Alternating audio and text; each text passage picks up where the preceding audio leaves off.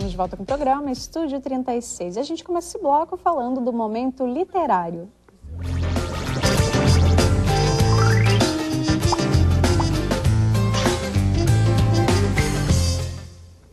A dica do momento literário de hoje é o livro Perdedores e Populares. Crianças falam sobre os estereótipos da mídia.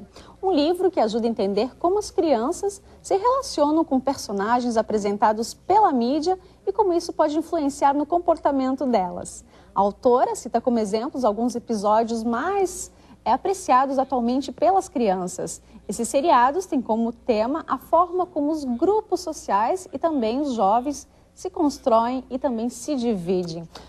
O livro foi escrito pela publicitária Patrícia Biggin, que está aqui no Estúdio 36 de hoje. E é a minha convidada que eu vou conversar agora com ela. Tudo bem? Bem-vinda ao Estúdio 36. Obrigada, boa noite. Boa noite. Bom, você fez uma pesquisa de campo com crianças de que faixa de idade? Essa pesquisa ela é com crianças, com 25 crianças de 9 a 12 anos, aqui da região da Grande Florianópolis. Meninas e meninos? Meninas e meninos, isso. São crianças que estudam em colégio de pedagogia Waldorf, né, particular, só que de pedagogia Waldorf, particular tradicional, escolas municipais e estaduais também. Apesar de a minha pesquisa não ter sido feita dentro do espaço da escola, né? Mas esse é o meu público que está presente dentro do meu livro, né? Dessa pesquisa. Bom, e o que fala então essa pesquisa? Qual a preocupação, né? Qual é a problemática que você apresenta neste livro? Bom, essa pesquisa ela foi desenvolvida durante o mestrado em Educação na UFSC, né? A minha linha Educação e Comunicação, durante os anos de 2009 a 2011. A minha orientadora foi a professora doutora Gilca Girardello e a gente buscou, na verdade, dentro dessa problemática de identidades culturais, buscar saber como as crianças se relacionavam com essas identidades, essas representações, essas categorias que estão presentes em seriados, em filmes e desenhos animados, né? Como elas percebiam esses conceitos e como elas ressignificavam esses conteúdos no cotidiano. Então, a ideia foi juntar essas crianças justamente para entender como isso se solidifica e se naturaliza nesse meio em que elas vivem, né? Nós temos aquele seriado, como por exemplo, Hannah Montana, Zika e os Camaleões. Isso. Né? Que falam aí sobre grupos. Né? Grupos, tem os perdedores, os vencedores, uma coisa assim. Você pode falar melhor para a gente isso? Inicialmente, a pesquisa não tinha como objeto de estudo Hannah Montana. Né? Eu iniciei a pesquisa, o projeto de pesquisa para o mestrado com Harry Potter e depois eu acabei descobrindo Hannah Montana e o jogo de enredos e identidades que tem presente não somente dentro do seriado, com a dupla identidade da cantora e da personagem que é estudante, dentro do próprio seriado, e a atriz, né, Miley Cyrus, que se apresenta também nessa fusão, né? Isso está passando aí, ali, a loirinha, nesse caso, ela está se apresentando como a Hannah Montana, né? E depois ela se apresenta também como Miley Cyrus, é a menina, vamos dizer assim, entre aspas, né, normal, estudante de uma escola americana.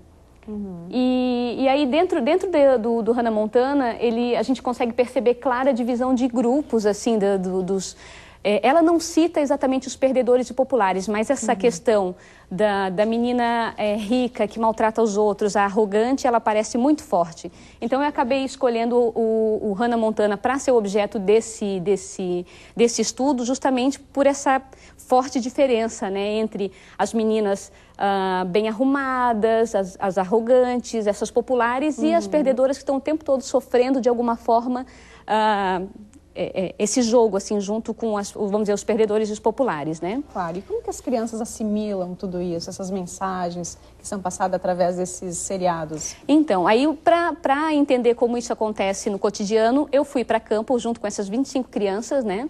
E apresentei o seriado Hannah Montana e o desenho animado Zika e os Camaleões, que até foi ganhador o prêmio de melhor animação aqui do Cinema Infantil de Florianópolis, né? Da Mostra de Cinema Infantil, no ano de 2009, e perguntei para as crianças o que elas sentiam e o que elas pensavam sobre, sobre o que elas tinham visto, né, tanto no seriado quanto no desenho animado.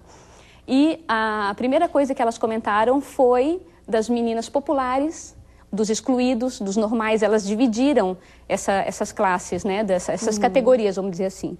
E aí elas começaram a falar sobre como isso acontece dentro da escola. Apesar de eu ter mostrado os 2 vídeos, elas trouxeram isso totalmente para o cotidiano delas, mostrando que elas se sentiam representadas dentro desse episódio, né, dentro desses 2 produtos. E elas se sentem reprimidas? No caso, inferiores, se comparando então a essas meninas que talvez elas encontram lá em outros grupos da escola? Sim, aí o que acontece foi que as crianças falaram bastante sobre isso, que o que acontece no seriado, tanto no seriado quanto no desenho animado, isso também acontece na escola. Não que a mídia seja culpada por isso, né, por essa divisão, porque isso, naturalmente, a gente se divide em grupos, né, querendo ou não. Mas elas mostraram que, assim, elas se sentem representadas de alguma forma, porque dentro do Hannah Montana e até do Zika, que elas acabaram conhecendo naquele momento da pesquisa, traz um pouco do que elas vivenciam dentro do colégio, né? E ali, pelo menos, mostram um final feliz, né? Que as meninas que eram arrogantes, que aprontavam as confusões, no final tinham sempre um retorno, assim, o Zika e os Camaleões, esse desenho animado, né? A Zika, essa menina. E ela sofre bastante no colégio com as meninas ditas populares, né? No seriado, as crianças no desenho animado, desculpa, elas apontaram, conseguiram perceber que os populares são essas personagens que estão de azul e bege, e ela e o amigo dela são desenhados de preto e branco, né? Sempre com essa característica. E mostraram como essa menina sofre com essas agressões, né? E as crianças perceberam isso muito forte, né? Bom, eu sei que o bullying não é o tema da sua pesquisa, né? Mas você fala, enfim, em algum momento sobre isso. Sim. O bullying, na verdade, quando eu fui para campo, que eu fui conversar com as crianças, eu não esperava que fosse emergir o tema bullying. Mas a partir do momento que as crianças se viram divididas e com as agressões, tanto no seriado e no desenho animado, né, das personagens contra as outras, que eram as oprimidas, elas acabaram falando sobre bullying.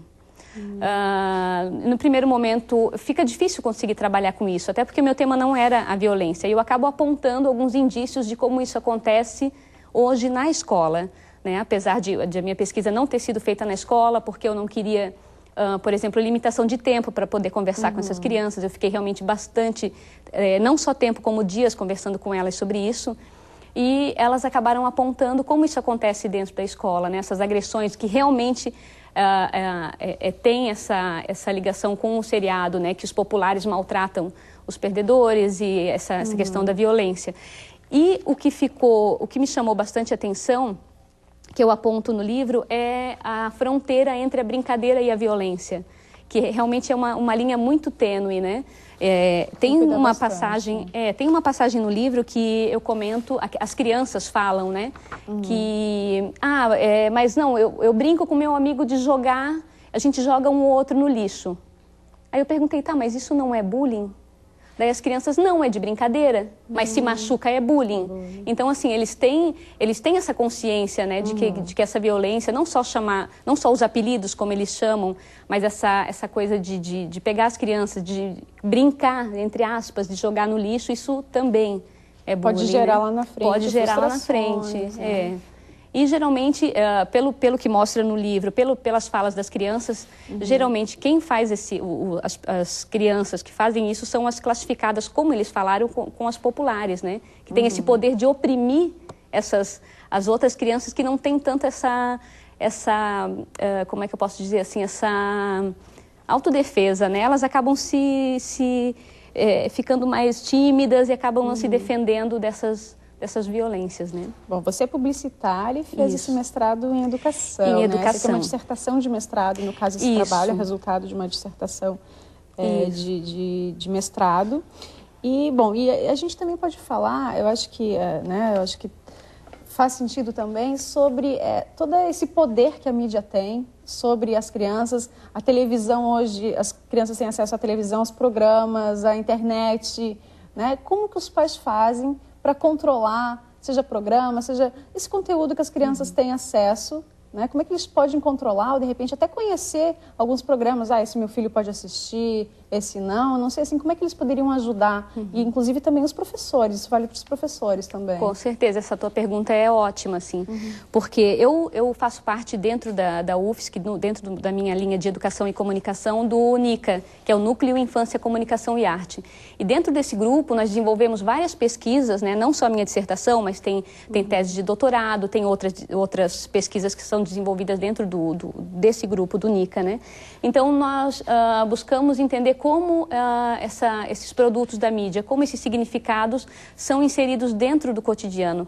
E, por exemplo, a minha orientadora, ela tem uma pesquisa que foi defendida em 2008, que já mostrava que esses produtos da mídia, eles contribuem para a imaginação, para o roteiro das brincadeiras das crianças. Então, não seria eu não poderia dizer assim, né, que é uma influência. Eu acho essa palavra influência um pouco pesada. Nós costumamos dizer, dentro do nosso grupo, que as mídias sugerem, né, formas de ser, os modos. Sim. Então, como os pais os pais, na verdade, a gente trabalha no sentido da mediação. Né? Então, assim, eles têm que estar o tempo todo conversando, eles precisam estar presentes na vida das crianças, eles precisam sentar e realmente assistir junto com a criança e fazer refletir, participar. Claro. Exatamente isso. Então, a gente, o nosso principal ponto dentro do NICA é isso, né? Não só os pais, como os professores, precisam participar, precisam entender como isso funciona e discutir com a criança, né, sobre esses personagens ou sobre qualquer outro programa de televisão que elas acharem importante. Então, assim, eu acho que proibir bloquear algum canal não é o ponto certo, mas os pais eles precisam estar presentes dentro desse meio, né, e entender. Bom, a gente vai continuar conversando sobre esse assunto depois do intervalo. Agora a gente vai fazer um intervalo rapidinho. Bom, aqui a gente volta agora para o estúdio, porque a gente está falando deste livro, Populares e Poderosos, que é o livro onde a Patrícia Biggins está falando hoje à noite sobre a influência da mídia, né, nessas crianças, com esses programas, esses seriados, desenhos animados. O que será que eles influenciam na vida e no comportamento dessas crianças? Vamos continuar conversando, Patrícia? Bom, continuando a falar um pouco dessa sugestão que a mídia faz, né, de comportamentos, de categorias, né, no cotidiano das crianças. No seriado, na recepção desse seriado, do Hannah Montana especialmente, as crianças falaram bastante, por exemplo, que uma delas comentou assim, o seriado ensina. Eu falei, o seriado ensina o quê? O seriado ensina a gente a não ser, as crianças comentando, não ser mal educado, obedecer aos pais. Então, assim, eu acredito que se os pais, os professores usarem esses artefatos midiáticos, essas produções, realmente para ajudar na educação, como uma parte, né, desse meio, né, desse aprendizado, ele vai contribuir realmente com a educação, com a formação das crianças. Né? Não adianta evitar. É necessário que os pais, os educadores realmente entendam para poder se apropriar daquilo e usar da melhor forma possível, né, esses produtos. Bom, o que mais que você ouviu aí das crianças? Muita coisa. Eu até separei um trechinho aqui para mostrar como funciona essa diferença, né? O que eles falaram sobre esses artefatos. Eu posso ler um pedacinho? Pode, sim. Bom, tem uma hora aqui que eu pergunto para as crianças o que elas sentiram vendo os dois vídeos, né? Tanto Hannah Montana quanto o desenho animado Zika e os Camaleões. Aqui são uma menina e 3 meninos falando. Aí a Sarah diz o seguinte, a Hannah sofria, o Harry, a Zika também. Aí eu pergunto, mas por que vocês acham isso, né? Aí o Dr. Parker, todos esses são nomes que elas escolheram para ser representadas aqui dentro do livro, né? São os personagens que elas mais gostam. Que elas mais gostam, ou admiram, enfim. Tem medo, tem... Isso, ou até nomes assim que elas gostariam de ser identificadas. Assim, por exemplo, eu gostaria de me chamar Ana Paula e não Patrícia. Então elas escolheram um nome que elas quiseram, né? Aí ele fala o seguinte... por que acham que a Hannah e a Zika sofriam? Eu perguntei, né? Porque elas eram avacalhadas. Aí eu pergunto, avacalhada como, né? O que você acha que fazia as meninas sofrerem? Aí ele continua. Os outros tiravam vantagem dela. Porque elas, falando da Amber e da Ashley, né, do seriado Hannah Montana, eram ricas e porque roubavam dinheiro da carteira dos pais. E aí eu perguntei, vocês acham que a Miley, né, no seriado, na escola, sofre por isso? Aí ele comenta, sofre. Então, assim, eles conseguem perceber o que é certo e o que é errado, já tem né? noção. Já tem noção, eles já conseguem perceber que aquilo não é certo, né? E que eles realmente entendem esses significados. Eles podem até não entender da forma como a gente entende e gostaria, mas eles entendem da forma deles, né? Conversando com os amigos, eles discutem esse tipo de coisa na sala de aula, com os amigos, na rua, seja na rua brincando, com a professora. Então, assim, o meio que as crianças vivem, eles realmente é o que influencia no significado, né? Na recepção desses produtos, e não somente no que a mídia pode sugerir. O contexto todo de onde essa criança vem ou de onde ela está inserida é que vai fazer com que ela entenda de uma forma ou de outra esses produtos, né, da mídia. Bom, seu livro, ele será lançado agora dia 16, né? Amanhã. Isso, depois de amanhã, hoje desculpa. é segunda, Hoje é quarta-feira, depois do 16, feriado. Exatamente. Será lançado na Livraria Catarinense do Beira-Mar Shopping Beira-Mar. Isso. 19h30. E você estará lá autografando. Vou estar lá até às 10 da noite, vai ser servido também um coquetel, então quem tiver por Florianópolis e puder participar, será muito bem-vindo. Poxa, que legal, hein? Então é um livro para educadores, para pais, para as próprias crianças. Para as próprias crianças, porque alguns livros eu já entreguei para as crianças que participaram, né? E é interessante, assim, como elas despertam interesse de ler, inclusive, o que não é da fala delas, né? Claro que a primeira reação que elas têm quando pegam o livro é procurar onde eu estou. Né? Onde é que eu tô, o que eu estou falando? Será que realmente ela transcreveu o que eu realmente falei?